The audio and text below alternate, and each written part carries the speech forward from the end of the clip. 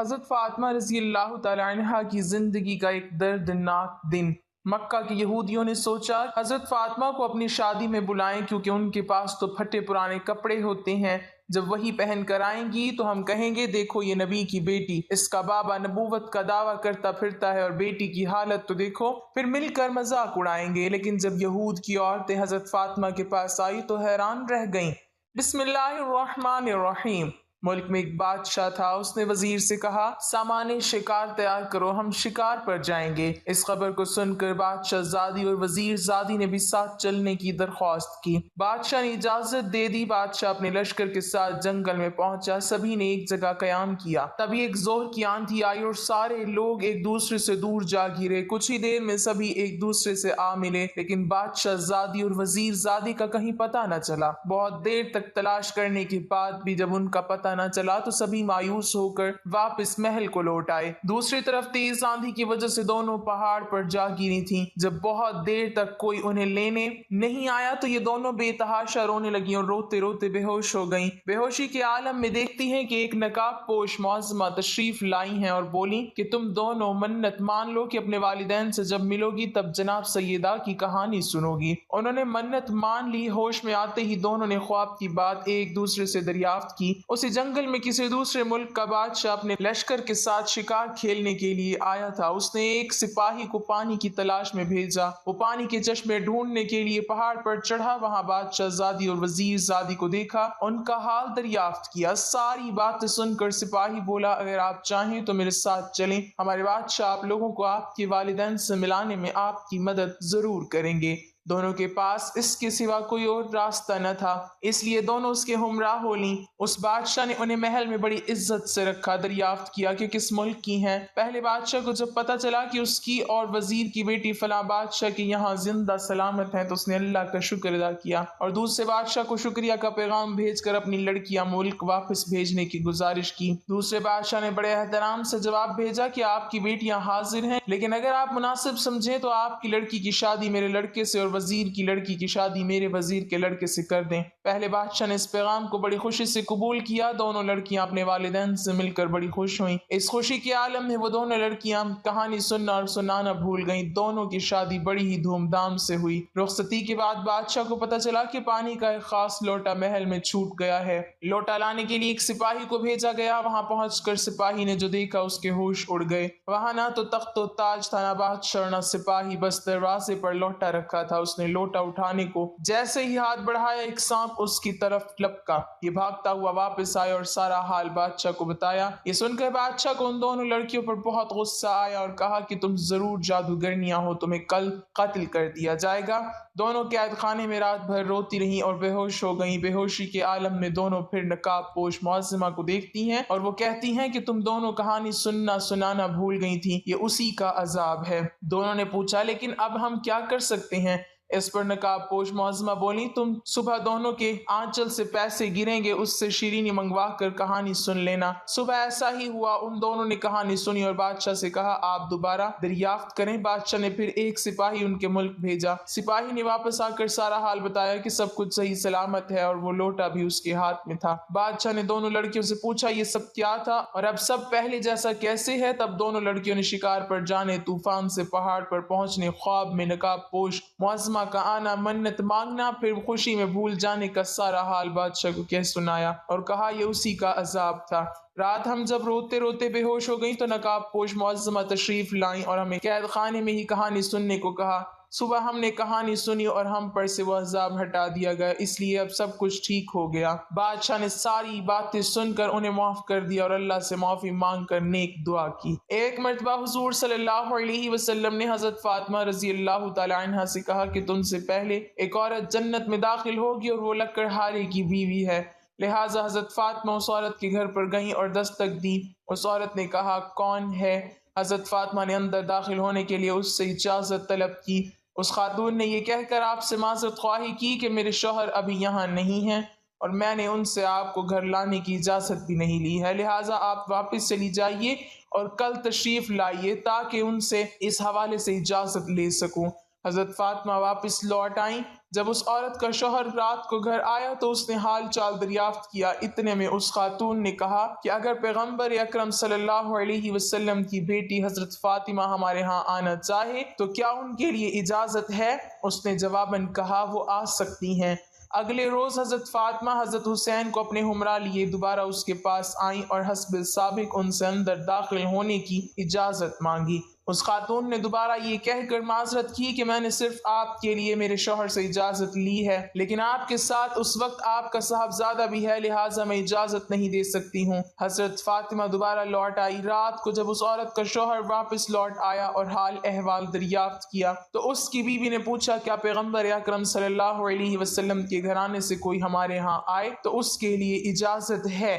اس نے اس بات میں جواب دیا۔ اس طرح حضرت فاطمہ تیسری مرتبہ لوٹ آئیں اور اس لکڑہارے کی بیوی سے ملاقات کی۔ یہی وہ خاتون ہے کہ جو سیدہ فاطمہ کے آگے ان کی اونٹنی کی نکیل پکڑے جنت میں سب سے پہلے داخل ہوں گی۔ حضرت فاطمہ رضی اللہ تعالیٰ عنہ نے ایک دفعہ اسما بنت عمیس رضی اللہ تعالیٰ عنہ سے کہا کہ مجھے حیا آتی ہے کہ جب میرا انتقال ہو تو لوگ مردوں کے تخت پر لٹا کر اور ایک کپڑا اڑا کر مجھے کندھے پر اٹھا لیں، اس لیے اندیشہ ہے کہ کپڑے کے اوپر سے میرا جسم ظاہر ہو۔ تو حضرت اسما رضی اللہ تعالیٰ عنہ نے کہا جگرے گوشہ رسول صلی اللہ علیہ وسلم، کیا میں تمہیں ایسی چیز نہ دکھاؤں جو میں نے حبشہ میں دیکھی تھی؟ حضرت فاطمہ رضی اللہ تعالیٰ عنہ نے کہا کیوں نہیں، ضرور۔ حضرت اسما رضی اللہ تعالیٰ عنہ نے کھجور کی تازہ ٹہنیاں منگوائیں، کمان کی شکل میں ان کو موڑ موڑ کر رکھا اور ان کے اوپر کپڑا ڈال دیا۔ حضرت فاطمہ رضی اللہ تعالیٰ عنہ نے فرمایا یہ تو بڑی اچھی چیز ہے، اس سے مرد عورت کے جنازے میں امتیاز ہو جائے گا اور عورت کا جسم بھی چھپ جائے گا۔ دیکھو اسما، جب میرا انتقال ہو تو تم اور علی میرے غسل میں شریک ہوں، کوئی اور میرے قریب نہ آئے اور میری چارپائی پر اسی طرح چھڑیاں رکھ دینا۔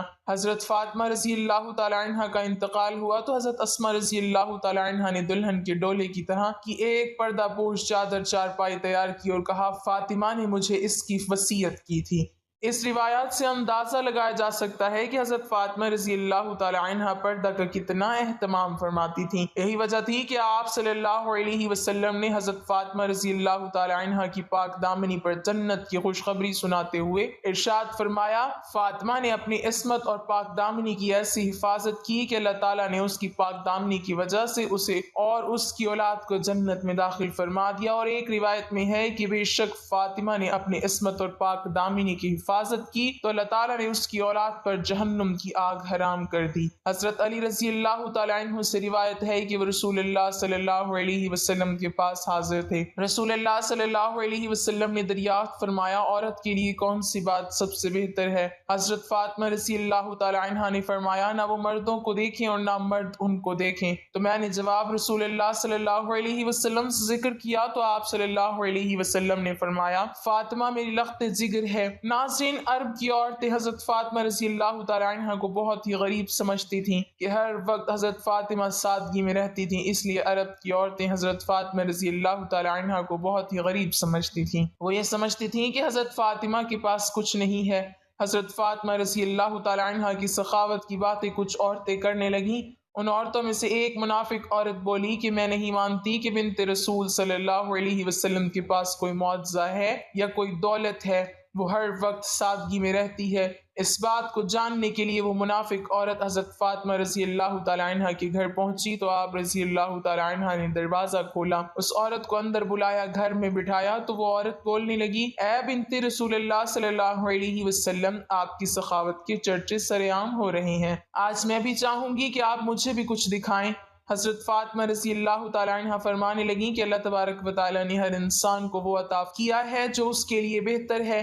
حضرت فاطمہ رضی اللہ تعالیٰ عنہ فرمانے لگیں اے عورت وہ نعمت دیکھو جو اللہ تبارک و تعالیٰ نے تمہیں جسم کی صورت میں عطا کی ہے، ان نعمتوں کے آگے دنیا کی دولت کچھ بھی نہیں ہے۔ وہ عورت حضرت فاطمہ رضی اللہ تعالیٰ عنہ کی باتوں پہ ہنسنے لگی اور کہنے لگی کہ میں آپ کے گھر یہ دولت دیکھنے آئی ہوں کہ آپ کے پاس کتنی دولت ہے۔ وہ عورت کہنے لگی کہ آپ مجھے کوئی دولت یا معجزہ دکھا دیں تو میں مان جاؤں گی کہ آپ کے بابا اللہ کے رسول ہے اور آپ کا خاندان سچا ہے۔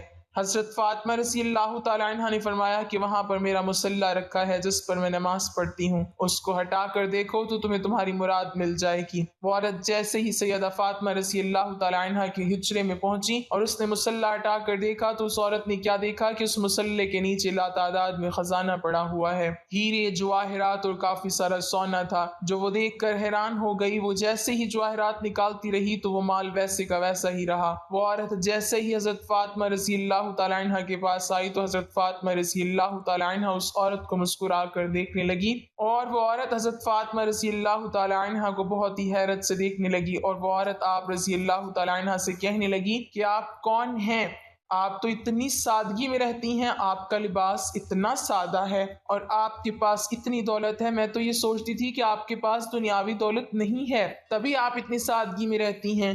حضرت فاطمہ رضی اللہ تعالی عنہ فرمانے لگیں کہ اللہ تبارک و تعالی نے دنیا کے تمام خزانے اہل بیت کے قدموں میں رکھ دیے، اور اللہ کی مرضی یہ ہے کہ ہم سادگی میں رہیں تاکہ کوئی بھی شخص سادگی اختیار کرنے میں کوئی شرم نہ کرے۔ حضرت فاطمہ رضی اللہ تعالی عنہ فرمانے لگیں کہ اس دنیاوی دولت کا تو آخرت میں سخت حساب دینا پڑے گا۔ جیسے ہی اس عورت نے آپ کا اخلاق اور معجزہ دیکھا تو وہ قدموں میں گر پڑی، اور وہ عورت رو کر کہنے لگی کہ اے رسول اللہ صلی اللہ علیہ وسلم کی پیاری بیٹی، مجھے معاف کر دیجئے، آپ کے بابا اللہ تبارک و تعالیٰ کے سچے رسول ہیں۔ میں اس بات کو تسلیم کرتی ہوں کہ آپ کا گھر اور آپ اللہ کے بہت قریب ہیں، اور آج میں بھی اسلام قبول کرتی ہوں۔ سلام ہو رسول اللہ صلی اللہ علیہ وسلم کی پیاری بیٹی کی سخاوت پر، جس کو کفار بھی دیکھ کر مسلمان ہو جاتے تھے۔ حضرت فاطمہ رضی اللہ تعالی عنہ کے پاس جو کچھ بھی تھا وہ آپ نے اللہ کی راہ میں دے دیا اور اپنے پاس کچھ بھی نہ رکھا۔ حضرت فاطمہ رضی اللہ تعالی عنہ اپنے گھر کے سارے کام اپنے ہاتھوں سے کیا کرتی تھی، بچوں کی پرورش بھی کرتی اور گھر میں سارا دن چکی میں آٹا بھی پیسا کرتی تھی۔ آپ رضی اللہ تعالی عنہ ہر وقت سادگی میں رہتی۔ ایک عورت آپ رضی اللہ تعالی عنہ کے پاس آئی اور کہنے لگی کہ اے بنت رسول اللہ، میرے 3 سوال ہیں۔ پہلا یہ کہ کوئی ایسا عمل ہے جس سے انسان کے سارے گناہ معاف ہو جائیں، اور دوسرا سوال اللہ تبارک و تعالیٰ کے نزدیک سب سے افضل کون سا گھر ہے، اور تیسرا سوال انسان اور جنت کے بیچ فاصلہ کتنا ہے۔ یہ بات سن کر حضرت فاطمہ رضی اللہ تعالی عنہ فرمانے لگی کہ میں نے اپنے بابا حضور صلی اللہ علیہ وسلم سے سنا ہے کہ اپنے والدین کی خدمت کرنا ایک ایسا عمل ہے کہ اللہ تبارک و تعالی انسان کے گناہ ایسے معاف کر دیتا ہے جیسے آگ لکڑی کو ختم کر دیتی ہے۔ اور تمہارا دوسرا سوال تھا کہ اللہ تبارک و تعالی کے نزدیک کون سا گھر زیادہ افضل ہے۔ جس گھر میں عورتوں کا پردہ جتنا افضل ہوگا، اللہ کے نزدیک اس گھر کا مقام بھی افضل ہوتا جائے گا۔ میں نے اپنے بابا جان سے سنا کہ جیسے جواہرات کے لیے صندوق ضروری ہے، ویسے ہی عورت کے لیے پردہ ضروری ہے۔ اور تمہارا تیسرا سوال تھا کہ انسان اور جنت کے بیچ فاصلہ کتنا ہے۔ میں نے اپنے بابا سے سنا ہے کہ انسان اور جنت کے بیچ 1 قدم کا فاصلہ ہے۔ تو وہ عورت کہنے لگی اے بنت رسول اللہ، یہ کیسے ممکن ہے؟ تو اس کی بات سن کر حضرت فاطمہ رضی اللہ تعالی عنہ نے فرمایا اے عورت، اپنا 1 قدم اپنے نفس اور خواہشات پر رکھ اور تمہارا دوسرا قدم جنت میں ہوگا۔ ایک یہودی کی لڑکی کی شادی تھی اور وہ محمد صلی اللہ علیہ وسلم کی خدمت میں پیش ہوا۔ عرض کیا کہ آپ کی اجازت ہو تو بنت رسول صلی اللہ علیہ وسلم جناب فاطمہ رضی اللہ تعالی عنہ میری بیٹی کی شادی میں شرکت کریں تو یہ میرے لیے باعث شرف ہوگا۔ محمد صلی اللہ علیہ وسلم نے فرمایا اس کے لیے حضرت علی رضی اللہ تعالی عنہ سے اجازت لو۔ اس یہودی نے حضرت علی رضی اللہ تعالی عنہ سے پوچھا تو حضرت علی رضی اللہ تعالی عنہ نے کہا اگر جناب فاطمہ رضی اللہ تعالی عنہ جانا چاہیں تو یہ ان کی مرضی پر ہے۔ اب وہ یہودی فاطمہ رضی اللہ تعالی عنہ کی خدمت میں پیش ہوا اور شادی میں شرکت کرنے کی گزارش کی۔ جناب فاطمہ رضی اللہ تعالی عنہ نے کہا حضرت علی رضی اللہ تعالی عنہ اجازت دیں تو چلوں۔ اس پر یہودی بولا میں نے رسول خدا صلی اللہ علیہ وسلم اور حضرت علی رضی اللہ تعالی عنہ سے اجازت لے لی ہے، اب آپ ہی اس امر کی مالک ہیں۔ جناب فاطمہ رضی اللہ تعالی عنہ نے یہودی کو سواری لانے کو کہا، جا نماز بچھا کر 2 رکعت نفل پڑھی اور اللہ سے دعا کی کہ میں بنت رسول صلی اللہ علیہ وسلم اور تیری بندی ہوں، شادی میں شرکت کرنے کے لیے میرے پاس نہ کپڑے ہیں نہ زیور۔ ابھی دعا ختم بھی نہ ہوئی تھی کہ جنت کی حوریں ایک کشتی پر سوار ہو کر آئیں اور فاطمہ رضی اللہ تعالی عنہ کو بیش قیمتی پوشاکوں اور زیورات سے آراستہ کیا۔ وہ یہودی کے گھر پہنچی، وہاں شادی کے بڑی چہل پہل تھی۔ حضرت فاطمہ رضی اللہ تعالی عنہ کے قدم رکھتے ہی پورا گھر خوشبو سے معطر ہو گیا۔ وہ دلہن کے کمرہ میں گئیں اور اس خوشبو سے ساری عورتیں بے ہوش ہو گئیں۔ تھوڑی ہی دیر میں سب کو ہوش آ گیا پر دلہن کو ہوش نہ آیا، وہ مر چکی تھی۔ فاطمہ رضی اللہ تعالیٰ عنہ یہ سب دیکھ کر بڑی رنجیدہ ہوئی، انہوں نے جانماز بچھا کر 2 رکعت نفل پڑھی اور اللہ کے سامنے ہاتھ پھیلا کر دعا کی کہ میں تیرے حبیب کی بیٹی ہوں، میری عزت تیرے ہی ہاتھ میں ہے، لوگ کیا کہیں گے کہ اس کے آنے سے دلہن مر گئی، خانہ شادی خانہ بربادی بن گیا۔ دعا کی فضیلت سے دلہن کلمہ پڑھتی ہوئی اٹھ بیٹھی اور حضرت فاطمہ رضی اللہ تعالیٰ عنہ سے بولی مجھے اپنا دین بتائیں۔ یہ معاشرہ دیکھ کر وہاں موجود سبھی 500 یہودی عورتیں مسلمان ہو گئیں۔ اللہ پاک ہمیں دین کا پیروکار بنائے اور ہمیں بہتر عمل کرنے کی توفیق عطا فرمائے، آمین۔ ناظرین، کمنٹ باکس میں اللہ تعالیٰ کے 99 ناموں میں سے ایک نام ضرور ٹائپ